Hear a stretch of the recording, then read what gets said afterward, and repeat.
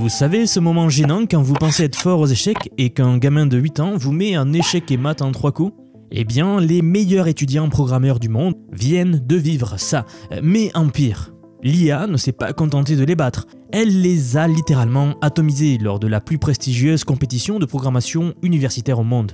Messieurs, dames, restez bien jusqu'à la fin, car aujourd'hui je vais vous révéler pourquoi cette victoire change absolument tout pour votre futur job, et pourquoi même les développeurs seniors commencent à transpirer très clairement. Allez, laissez-moi vous planter le décor. Nous parlons de l'ICPC, l'International Collegiate Programming Contest. Et je vous le dis tout de suite, si vous n'en avez jamais entendu parler, c'est normal, parce que c'est le genre de truc où seuls les vrais nerds de la programmation se battent. Ce sont des olympiades de la programmation, le saint graal pour tout étudiant en informatique qui se respecte. Des équipes de 3 personnes venues des meilleures universités du monde, Stanford, MIT, Tsinghua, Cambridge, etc. Et ils s'affrontent tous sur des problèmes algorithmiques si complexes qu'ils donnent des cauchemars aux professeurs d'informatique. Donc ici, chaque équipe partage un seul ordinateur et ils doivent collaborer sous la pression, concevoir, coder, débugger des programmes qui répondent à des cas de tests cachés. Ce mois-ci, en septembre, 139 équipes représentant plus de 100 pays se sont battues pendant 5 heures sur 12 problèmes, allant de la théorie des graphes à l'optimisation complexe. Et pour la première fois dans l'histoire de cette compétition, l'IA a été invitée à la fête. Alors ok, ayant dit cela, voilà ce qu'il s'est passé, et pour être honnête avec vous, personne ne s'attendait à ça. Depuis, les participants, les juges, les chercheurs du monde entier ne parlent plus que de ça. Vous allez voir, c'est assez fou. Au passage, si ce format vous aide, pensez à vous abonner et à vous inscrire à la newsletter, je vous y envoie un résumé clair de l'actu de lundi à vendredi. Et pour les analyses en temps réel, rejoignez-moi sur x.com. Ok, je vous le disais, pour la première fois dans l'histoire de cette compétition, l'IA a été invitée à la fête. Un des plus grands concours de programmation informatique. Et voilà ce qu'il s'est passé. OpenAI débarque avec ChatGPT 5, ainsi qu'un modèle expérimental dont on ne connaît même pas le nom. De l'autre côté, Google arrive avec Gemini 2.5 Deep Thinking. Alors je vous donne les résultats tout de suite. OpenAI fait un sans faute parfait. 12 problèmes sur 12 résolus. Un score que même l'équipe gagnante humaine n'a pas réussi à atteindre. Google, de son côté, résout 10 problèmes sur 12, ce qui leur aurait valu la 2e place s'ils avaient été humains. Et sachant cela, laissez-moi vous partager une anecdote choquante de cet événement. Il y avait un problème particulier, appelons-le le problème C, qu'aucune équipe d'étudiants n'a réussi à résoudre. Zéro, nada. Les cerveaux de Stanford, du MIT et toutes les autres super universités ont planché dessus pendant des heures et ont rendu copie blanche. Là, nous avons Google Gemini qui arrive et le résout en 30 minutes. Ce problème consistait à optimiser la distribution de liquide dans un réseau de canalisation interconnecté pour remplir les réservoirs le plus rapidement possible. Bon, je vous le dis pour vous montrer que c'est pas exactement le genre de truc qu'on apprend au lycée. Et ici, pendant que les futurs génies de la Silicon Valley se grattaient la tête, eh bien l'IA, elle a probablement pensé « Oh, un petit problème d'optimisation de flux, comme c'est mignon », avant de cracher la solution. Et attention aussi, ces modèles-là n'ont pas été spécialement entraînés pour l'ICPC.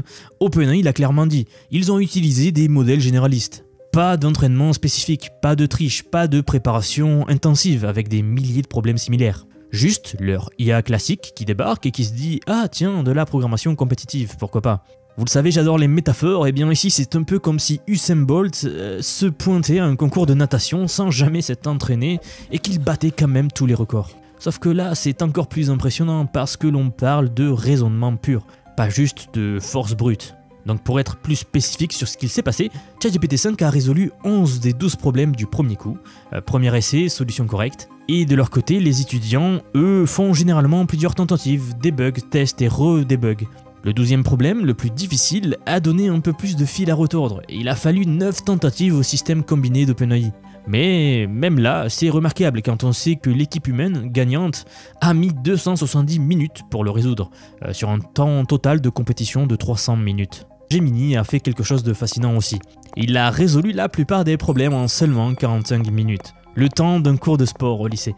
Puis ensuite, il a pris son temps, environ 3 heures, pour résoudre d'autres problèmes qui n'étaient pas au programme. C'est presque comme s'il avait dit « Bon, les trucs faciles, c'est fait maintenant, on va s'amuser avec des vrais défis. » Mais là, attention, ne vous y trompez pas, ce n'est pas juste une victoire symbolique. Les implications sont énormes. Bill Pusher, le directeur exécutif de l'ICPC, a déclaré que cette victoire de l'IA marque, je cite, un moment clé pour définir les outils IA et les standards académiques nécessaires pour la prochaine génération. Fin de citation. Il nous parle littéralement d'alimenter une renaissance digitale. Ça sonne bien, mais ça soulève aussi des questions profondes, bien sûr. Si les futurs diplômés en informatique savent qu'une IA peut résoudre en quelques minutes ce qu'ils mettent des heures à comprendre, comment est-ce que l'enseignement va évoluer ? Est-ce que l'on va encore apprendre les structures de données et les algorithmes de la même façon que jusqu'à maintenant ? Ou est-ce qu'on va se concentrer sur autre chose ? Une question pour vous, si l'IA peut résoudre les problèmes algorithmiques les plus complexes, alors qu'est-ce qui va différencier un bon développeur d'un mauvais dans 5 ans ? Ce ne sera plus la capacité à écrire des algorithmes de tri efficaces ou à optimiser une fonction récursive. L'IA fait déjà ça mieux que nous. La valeur ajoutée va se déplacer vers la compréhension des besoins métiers, la capacité à communiquer avec les équipes non techniques, l'architecture de systèmes complexes et surtout, je le dis, la capacité à collaborer efficacement avec l'IA. Vous le savez sans doute, mais ici c'est vraiment clair. Les développeurs de demain ne seront pas remplacés par l'IA, ils seront des chefs d'orchestre dirigeants des systèmes d'IA pour créer des applications qu'une seule personne n'aurait jamais pu concevoir avant. Alors bien sûr, il y a un piège. Cette transition ne va pas être douce pour tout le monde. Ceux qui apprennent à collaborer efficacement avec l'IA vont devenir des super développeurs, et ceux qui s'y refusent vont se retrouver à la traîne. D'ailleurs, c'est fascinant de voir que les chercheurs d'OpenAI qui ont participé à ce projet-là sont eux-mêmes d'anciens participants à l'ICPC. Le scientifique en chef, Jakub Pachocki, qui a lui-même succédé à Ilya Sutskever, était un compétiteur. Et ici, ils construisent littéralement des systèmes qui dépassent leur propre niveau de compétition passé. C'est un peu méta, non ? Les humains créent des IA qui vont les battre à leur tour dans leur propre domaine d'excellence. Et ensuite, ces mêmes humains-là utilisent cette IA pour créer des systèmes encore plus puissants. Jerry Tourek, le vice-président de la recherche chez OpenAI, a déclaré après l'ICPC qu'il ne participerait probablement plus à d'autres compétitions. Là, vous pouvez vous demander, mais pourquoi ? Eh bien, selon lui, je cite, « parce que la prochaine frontière est plus excitante que ça ». Donc là, en substance, il nous dit « fini de jouer, place aux choses sérieuses, appliquez ces compétences-là à des problèmes du monde réel ». Donc oui, cette victoire à l'ICPC nous montre que le futur arrive plus vite qu'on ne l'imaginait. Il y a encore quelques années, l'IA elle galérait sur des problèmes mathématiques très basiques. Puis en juillet de cette année, les IA ont décroché des médailles d'or aux Olympiades internationales de mathématiques. J'en avais même parlé sur la chaîne, sans doute que vous savez de quoi je parle. Et maintenant, à peine 2 mois plus tard, septembre 2025, les voilà qu'ils dominent la programmation compétitive. Je le répète, on parle de 2 mois entre ces 2 victoires. À ce rythme-là, qu'est-ce qui nous attend dans 6 mois ? Les développeurs qui vont réussir dans les 5 prochaines années seront ceux qui apprennent dès maintenant à collaborer avec l'IA, pas ceux qui essaient de la combattre. Et là, il faut vraiment que vous compreniez quelque chose. La question n'est plus de savoir si l'IA va changer le monde du travail ou pas, mais plutôt à quelle vitesse et comment est-ce que l'on va s'y adapter. On entre dans une ère où la différenciation se fera sur la capacité à résoudre des problèmes humains complexes et non pas sur la maîtrise de techniques de programmation spécifiques comme c'était le cas jusqu'à présent. L'empathie, la communication, la compréhension des besoins métiers, la pensée système, toutes ces compétences vont devenir critiques. Messieurs, dames, je le dis toujours, il faut se former à l'IA pour rester compétitif et surtout pour rester dans l'évolution de notre temps. Et en fait, pour être plus précis, si vous comprenez que maîtriser ces outils devient aussi essentiel que de savoir utiliser un ordinateur il y a 20 ans, et si vous voulez faire partie des gens qui surfent sur cette révolution plutôt que de la subir, alors j'ai quelque chose pour vous. J'aimerais vous dire que depuis quelques mois déjà, j'ai construit un programme d'apprentissage unique. Je vous apprends l'IA sous tous ses aspects. C'est un parcours pensé pour vous transmettre tout ce que je sais. Alors non seulement sur les modèles comme ChatGPT, Gemini de Google, Grok que l'on vient de voir, mais bien d'autres. Je vous montre surtout en fait la manière de les intégrer concrètement dans votre vie, dans votre travail, dans vos projets.